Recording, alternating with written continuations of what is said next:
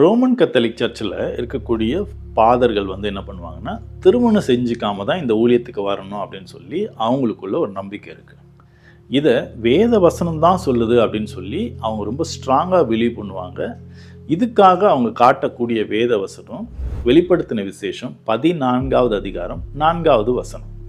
இதில் ஸ்திரீகளால் கரைப்படாதவர்கள் இவர்களே அப்படின்னு சொல்லி ஒரு வசனம் இருக்கும்.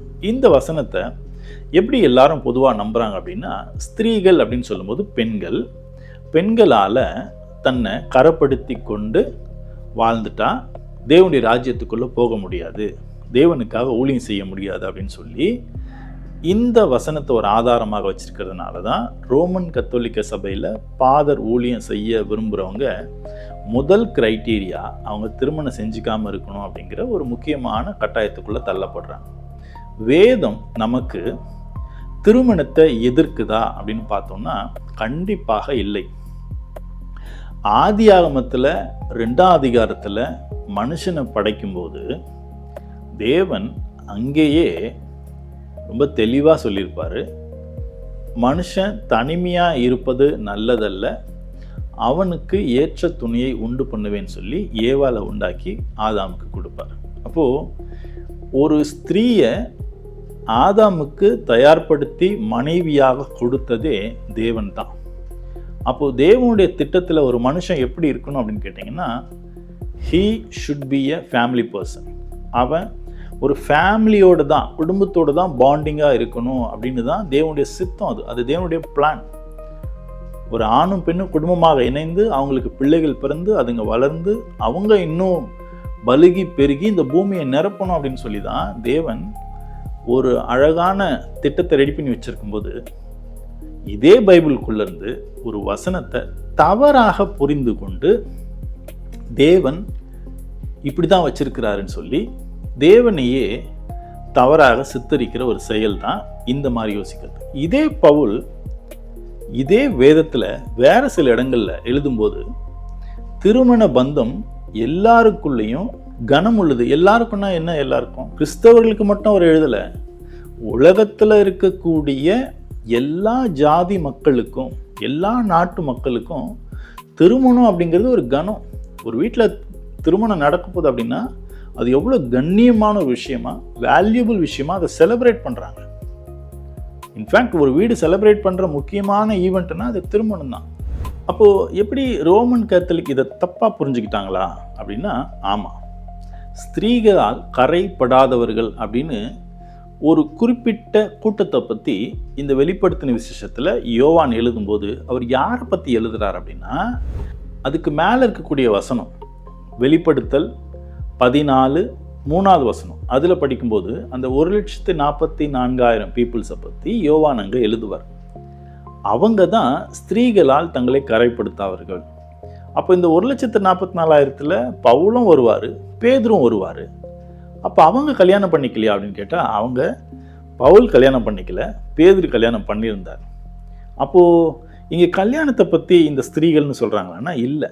பைபிள் ஸ்திரீகள்னு எங்கெங்கெல்லாம் எழுதுதோ அதில் வேற வேற மீனிங்கை வச்சு தான் பைபிளில் எழுதிருக்கு. ஏன்னா பைபிளே ஒரு கோடிங் லாங்குவேஜ்.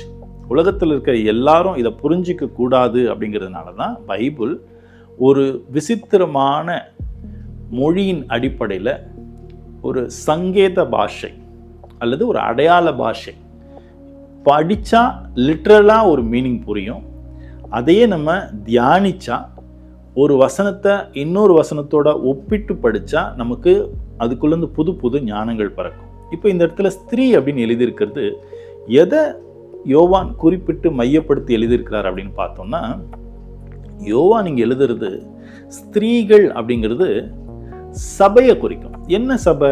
இந்த உலகத்துக்குள்ள நிறைய போலியான சபைகள் வரும். அந்த போலியான சபைகளில் நிறைய போலியான போதனைகள் வரும். அந்த போதனையை தான், அந்த போலியான சபைகளை தான் அவர் ஸ்திரீ அப்படின்னு சொல்லி குறிப்பிடுறார். அப்போ இந்த ஸ்திரீகளால் தன்னை கரப்படுத்தாதவங்கன்னா, அந்த போதனையை நம்பி அதுக்குள்ள நடக்காம தன்னை கரப்படுத்திக்காமல் இருக்கிறவங்க தான் இந்த இடத்துக்குள்ள வருவாங்க. இதே வேதத்தில் பவுல் எழுதும்போது, நாங்கள் போனதுக்கப்புறம் மந்தையை தப்ப விடாத ஓநாய்கள் இந்த சபைக்குள்ள வரும், பல விதமான போதனைகளால உங்களை குழப்புவாங்க, உங்களை அலக்களிப்பாங்க அப்படின்னு சொல்லுவார். ஏன், அவர் இருந்த காலத்திலேயே அவர் உருவாக்கிட்டு வந்த கலாத்திய சபைக்கு அவர் இருக்கும்போதே போலியான போதனை உள்ள வந்துருச்சு. என்ன போதனை? நீங்க நியாயப்பிரமாணத்தை கடைபிடிக்கணும், நீங்க நியாயப்பிரமாணத்தின்படி விருத்த சேதனம் எடுத்துக்கணும், பலிகளை கொடுக்கணும், அப்பதான் நீங்க தேவனுடைய ராஜ்யத்துக்குள்ள போக முடியும் அப்படின்னு சொல்லி ஒரு நம்பிக்கை அந்த காலத்திலே வந்துச்சு. அப்ப அது குறித்து பவுல் எழுதின ஒரு புஸ்தகம் தான் கலாத்தியர்களுக்கு எழுதின முதல் புஸ்தகம். அதுல ஒரு தெளிவா சொல்லியிருப்பார், நியாயப்பிரமாணத்தின்படி நடந்துதான் ஒருத்தர் தேவனுக்குள்ள போகணும் அப்படின்னா உங்க எல்லாருக்கும் முன்னாடி நான் தான் ஃபர்ஸ்ட் போயிருக்கணும், பிகாஸ் நான் அந்த அளவுக்கு நியாயப்பிரமாணத்தின் மேல வைராக்கியமா இருந்தேன் அப்படின்னு சொல்லி அவர் சொல்லுவார். அப்போ போலியான போதனைகள் பவுலினுடைய காலத்திலேயே வந்துருச்சு உள்ள சபைக்குள்ள. ஆனா அதை நீங்க என்ன கண்டுபிடிக்கணும், அதை நீங்க வேத வசனத்தின் அடிப்படையில் ஒப்பிட்டு புரிஞ்சுக்கணும். அப்படிங்கிறதுக்காக தான் வேத வசனங்கள் இது மாதிரி அப்போஸ்தலர்களால் எழுத கொடுக்கப்பட்டுச்சு. அதை தாண்டி தேவன் தன்னுடைய பரிசுத்த ஆவியை கொடுத்திருக்கிறார். இது எல்லாம் வச்சு ஒப்பிட்டு பார்த்து தான் நம்ம என்ன பண்ணோம்னா புரிஞ்சுக்கணும். அப்போ இந்த ஒரே ஒரு வசனத்தை ஜஸ்ட் அந்த ஒரு போர்ஷனை மட்டும் எடுத்துட்டு நாம மற்ற வசனங்களை ஸ்கிப் பண்ணிட்டு படித்தோம் அப்படின்னா நம்மளால வேதத்தை புரிஞ்சிக்க முடியாது. அப்போ இங்கே ஸ்திரீகளால் கரைப்படாதவர்கள் லிட்ரலா இருக்கக்கூடிய பெண்களை அவர் குறித்து எழுதலை.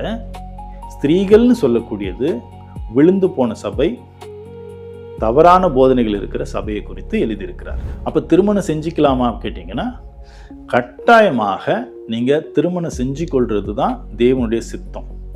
சிலர் இந்த மேன்மையான ஊழியத்தை நான் தனியாக இருந்து செய்யணும், பிகாஸ் திருமணம்னு ஒன்று பண்ணிட்டா அந்த பெண்ணுக்கு நான் ரெஸ்பான்சிபிலிட்டி ஆகிறேன், குடும்பத்தை நான் பார்க்கணும், பிள்ளைகளை பார்க்கணும், இதெல்லாம் எனக்கு ஒரு டிஸ்டர்பன்ஸ் ஆகும் அப்படின்னு ஃபீல் பண்ணிங்கன்னா ஓகே, அது உங்களுடைய சாய்ஸ். நீங்கள் முழுமையாக தேவனுக்கு வேலை செய்யணும்னு விரும்புகிறீங்களா, அதுக்கு குடும்பம் தடையாக இருக்கும் அப்படின்னு நினச்சிங்கன்னா நீங்கள் கல்யாணம் பண்ணிக்காமல் இந்த ஊழியத்தை செய்யலாம். ஆல்ரெடி கல்யாணம் ஆகியிருந்தால் குடும்பத்தை விட்டுட்டு வரக்கூடாது, அது தவறு. ஏன்னா ஒருத்தன் தன் குடும்பத்தை ஒழுங்காக விசாரிக்கலை அப்படின்னா அவன் எப்படி தேவனுடைய சபையை விசாரிப்பான் அப்படின்னு சொல்லி பவுல் எழுதுவார். ஆகவே குடும்பம் தேவனுடைய சித்தம், திருமணம் தேவனுடைய சித்தம். அதை கரெக்டாக நம்ம செஞ்சு அதுக்குள்ளே நின்று இந்த ஊழியத்தை கண்ணியமாக கரெக்டாக செய்யும்போது தேவன் உங்களை வழி நடத்துவார்.